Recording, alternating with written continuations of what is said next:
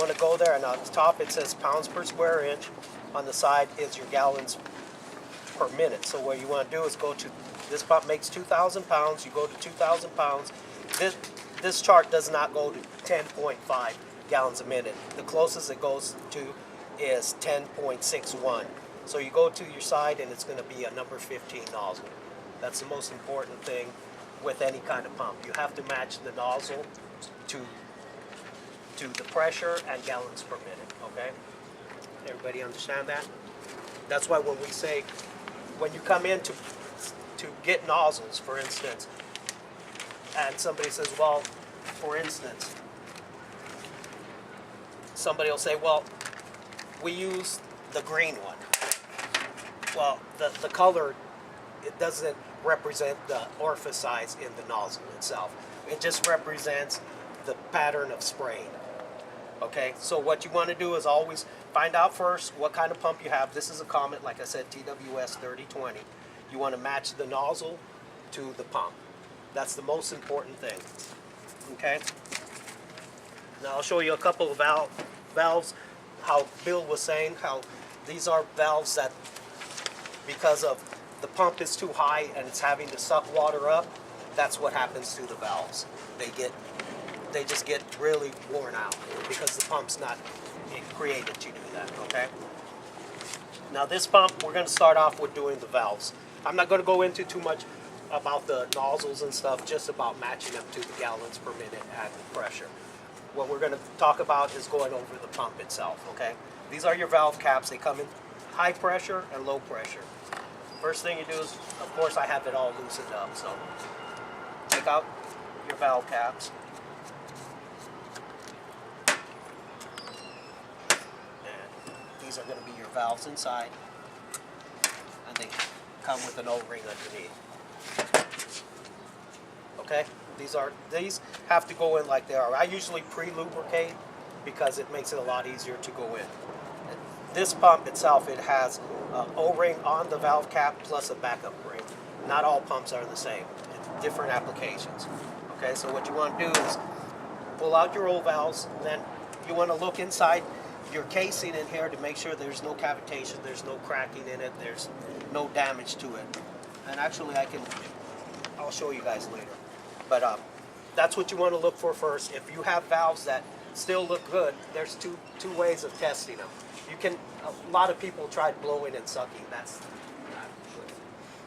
The easiest way to do is you get your valve, turn it upside down, put water in it. If it holds water, it's good. If water runs through it, it's not any good. That's simple. Sometimes the valves from sitting, if you're running soap through it, sometimes they will get stuck. So you'll have no pressure and you're wondering why you have no pressure. A lot of times you got to pull out the valve and just break the seal. Okay? Now, after that you got to check, make sure the O-rings are all good. And everything comes in the kit. When you buy the kit for the valves, it comes with your backup rings and your O-rings. Okay, you put these on. Same thing with the bottom valves. Go through them, check them, make sure they're good. If they're good, they're good. If they're not, they get replaced, okay? On this chart also, I have the foot-pounds per, to tighten up everything. I'm not going to do it now because it's just takes too much time to go through all that. I don't need you guys standing around looking at that. Okay, got 8 head bolts.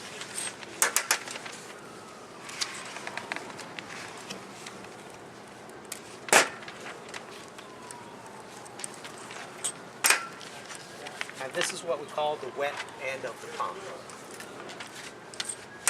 When you go to order parts, the best thing to do is to have the type of pump and the model of the pump. Okay, if you don't have that, what I suggest is bring in the whole head. We can always match seals to it if you don't have that.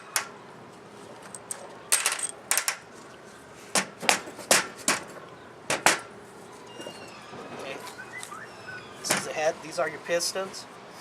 When you do the seal kit, what I usually do is I'll spray the ceramics, and if you have any cracks in them,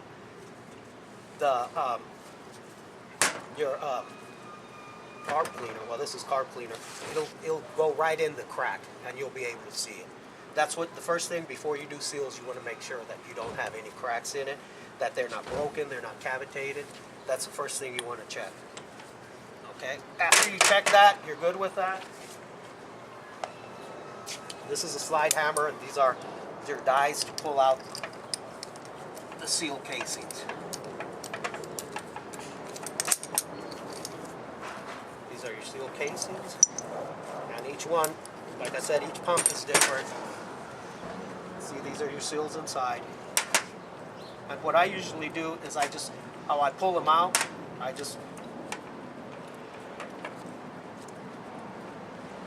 place them just like how they are. That way, you won't get lost on where you're at.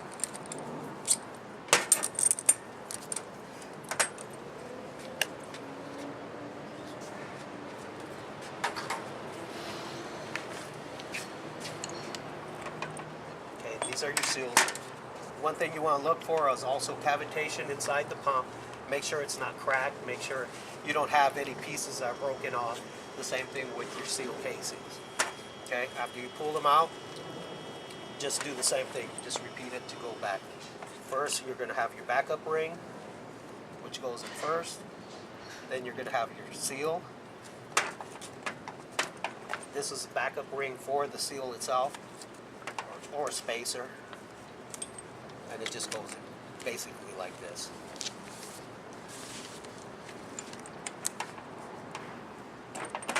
You have an O-ring on the seal casing also. All right. Now I'm gonna put this out here, and I'll show you guys the problem with this pump. I'll set that there. Let me grab the flashlight. If you see right here, see where the valve sits? Let me grab a screwdriver. You can actually feel it. See how the cavitation? See, so when this pump comes in, the first thing you want to check for is that you don't have that. Now this usually happens because lack of water, one. Another thing, lack of servicing. See it right here? You can actually, if you guys want to feel it. Okay? You can actually feel it. Yeah, you can actually feel how it's worn. Yeah. Real. Feel it. Those are things that you want to check in the valves and also in the seals. Okay. Now, after you set it all back together, like I said, I got the caps are 80 foot-pounds, the heads are 45 foot-pounds, and the ceramics, which are these. You know, I have all the torque specs on it. Now this pump itself, it's a belt drive, but if it runs on a gas-powered engine, what we do is we use a gun with the pressure gauge to set the pressure. Now when you set pressure, you're running the gun, and this is your unloaders.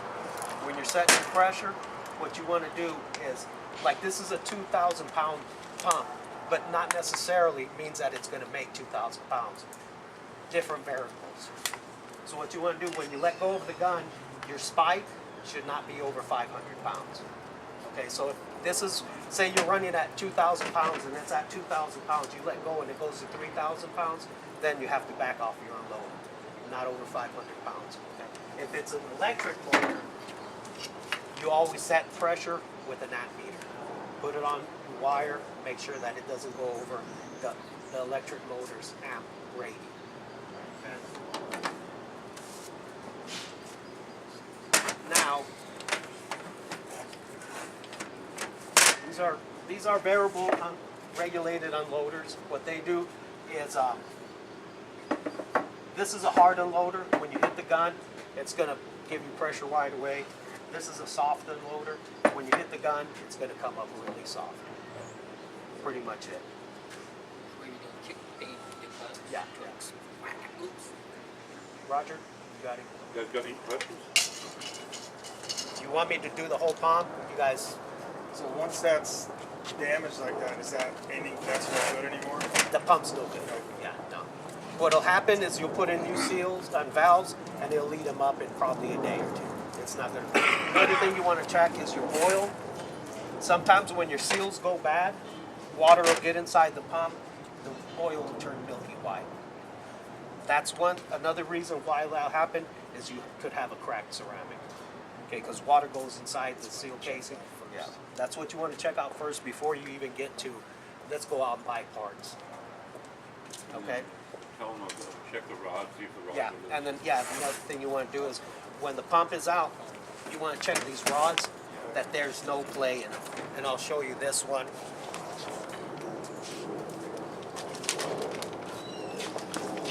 This is what happens to a pump when the rods go bad.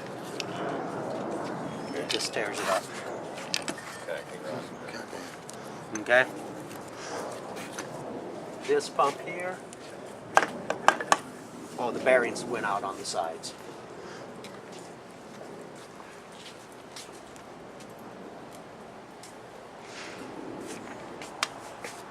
How long does it normally take, obviously your experience, to rebuild one of those?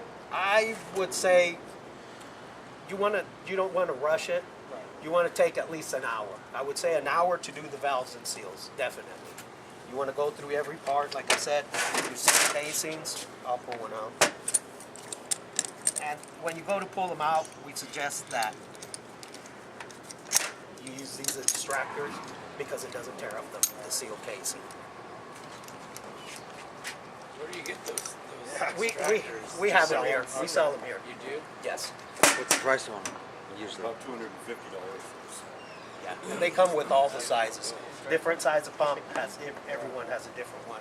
And the same thing with the casings. You want to make sure that there's no damage on them. And one thing that you want to see how smooth this comes out. It should fit in there tight. One thing that you want to look for is once the seal starts checkering, that's what you want to look for. Also, when it starts ripping. Okay, once they do that, that's when they need to be replaced.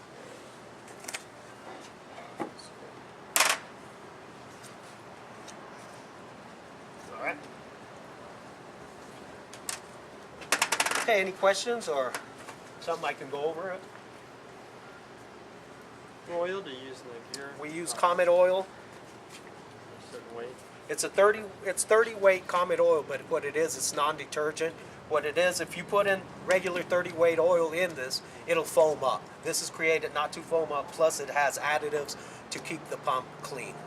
You want to change the oil on a new pump, first 50 hours. After that, manufacturer suggests 500 hours, but we live in Arizona in the middle of the summer. We usually suggest every 100 hours because it just gets so much hotter here than everywhere else. So we suggest every 100 hours. These pumps, this one comes with sight glass. You always want to fill up the pump halfway up the sight glass. If you can't get to the sight glass, they all come with a dipstick, and you just bring it up to the markings.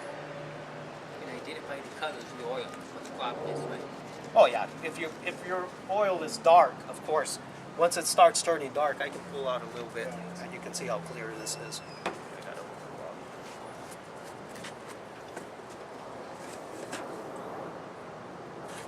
And it's just like motor oil. You guys can see how clear it is. Once it starts getting dark, there's been units that come in where the oil's completely black. Lack of changing the oil creates heat in the pump, creates heat in the ceramics, creates your seals to go bad. Okay? Now, what's the frequency on servicing? The seals, really, when you start losing pressure, that's when you want to start. When you start losing pressure, the first thing you want to start with is of course, your nozzles. Because nozzles, just like anything else, wear out. The orifice size starts wearing out, you start losing pressure. Okay? So you first start with your nozzle. If the nozzle's correct, the nozzle's good, then you want to go to your pump. There's two ways of checking it. It's kind of a little bit more technical. What I usually do is I'll remove the unloader and I'll test the pump itself to see how much pressure the pump's making.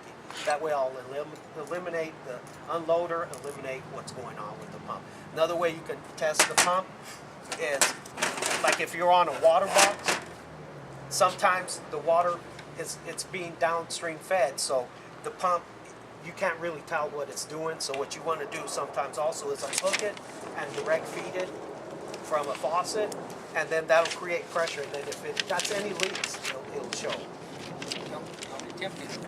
Tested the. Yeah, you never want to test. You never want to test the pump itself. If you're going to test the pump itself, you always have to tie this off, because if you let this go, it creates back pressure in the pump, and it'll probably go over that. So you always have to have this. I do like it. You always have to have Oh. it tied down. Now, the tips, do you just automatically recommend just replacing those? I replace. I would say, depending how, like if you're using at 500, hours, say in what 6 months, 500 hours is about right. I would suggest every 6 months.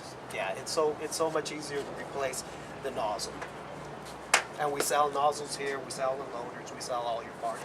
If you guys have any questions while you're working on it, you guys can always call us, give us a ring, and we can walk you through any kind of problems that you're having. Okay? Any other questions? How many people here have done their pump wrong now? We've really never gotten into one. Okay. We got bringing it to several you. that Yeah. Now, we attempted it and we're like, well, it looks a little more time consuming. When you water inside there, it's the back seals then? if water's inside, it's going to be your seals. No, inside where the oil is. The yeah, crank? it's Yeah. going to be Oh, those seals? it's going to be these seals, or it's going to be a cracked ceramic. Okay. If ceramic's cracked, is that fixable? Oh yeah, yeah. These are replaceable. If you pull off the pump and the ceramic moves, the pump's no good. It means that the back is like this one. Okay, Now one thing, cat pumps, you can only put cat oil in. Comets, general pumps, AR pumps, all take Comet oil. A lot of the manufacturers do that. If it comes back for a warranty issue, the first thing they're doing is, you didn't run our oil in it. Yeah. Use our air. Okay. So Any what other questions? problems do you run into that Herman might be able to answer? We experienced loss of pressure where it works fine 2-3 jobs, and then the next guy gets it, worked fine when we checked it in, and then he gets it out there and there's no pressure. One thing about these pumps, especially like say you got cold water units, what happens is a lot of times when you're running the gun, some guys are too lazy. They'll set the gun down and they'll walk away from the unit. The water keeps running inside the pump. Reaches 180 degrees, it starts damaging the pump. So what you want to do, no more than 3 minutes, you got to shut the unit off. You're not gonna be using it, you want to shut the unit off. Another thing you don't want to do is what we call shotgunning it. You don't want to be using the gun like a spray can.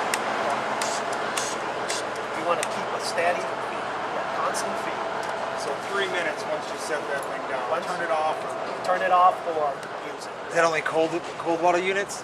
Cold water units, hot water units, they're all the same. So Yeah, 3 minutes is the max. Yeah. Now what if you're running it more than 3 minutes? Now there's a difference, like on a trailer unit, as the one that we have there. See, this is the unloader. When it's bypassed back to the pump, like this one is here.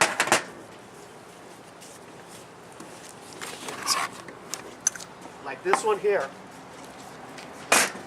This is your unloader. See, this is your bypass. It's running back to the pump. So when you have your gun shut off, the water is going back, coming in, going back, coming in, going back. That's when you're going to cause the damage. 3 minutes. Now, I can show you, like on this trailer unit, what we do here at PSI is we bypass, instead of bypassing it back to the tank, to the pump, we bypass it back to the tank. So what that does, it keeps the water cold. Just as long as you have water in your tank, it's going to have an ample amount of water. It's never going to get hot. So that you can actually walk away 20, 30 minutes from. And you won't have it. It's only when it's bypassed back to the pump. And that's usually with your cold water units like these.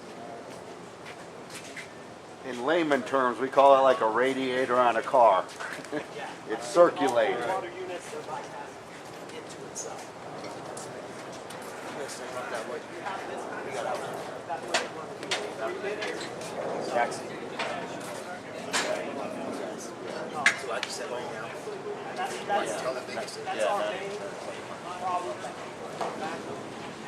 See all these